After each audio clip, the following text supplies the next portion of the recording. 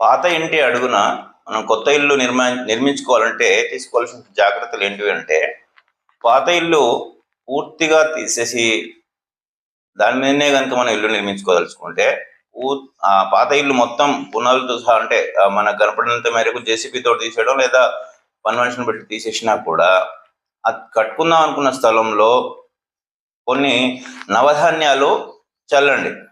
నవధాన్యాలు చల్లిన తర్వాత ప్రతిరోజు కొన్ని నీళ్లు కనుక చల్లినట్లయితే, ఒక 10-15 రోజులు కనుక మీరు వదిలిపెట్టి ప్రతిరోజు కనుక నీళ్ళు చల్లినట్టయితే చిన్న చిన్నగా మొలకలు వస్తాయి.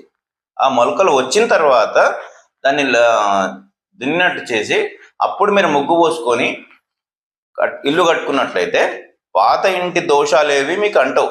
అప్పుడు ఇల్లు ఆ స్థలం శుద్ధి అవుతుంది. ఇప్పుడు ఒక బంగారాన్ని కనుక శుద్ధి చేయాలి అంటే కాలుస్తే శుద్ధి చేసినట్టు ఒక భూమిని కనుక శుద్ధి చేయాలి అంటే వ్యవసాయం చేయాలి, కల్టివేట్ చేస్తేనే అది శుద్ధి అవుతుంది. పాత ఇంటి యొక్క దోషాలు ఏవి కూడా మనకు తగలొద్దంటే ఆ విధంగా అది అంటే కొనుక్కున్న స్థలమైనా సరే మన సొంత స్థలమైనా సరే పాత ఒక 50 ఏళ్ళదో 100 ఏళ్ళదో ఇల్లు ఉంటుంది, అది కూలగొట్టి అదే ప్లేస్లో మళ్ళీ కట్టుకుంటుంటారు చాలామంది. కట్టుకుంటున్నప్పుడు ఇది మంచిది.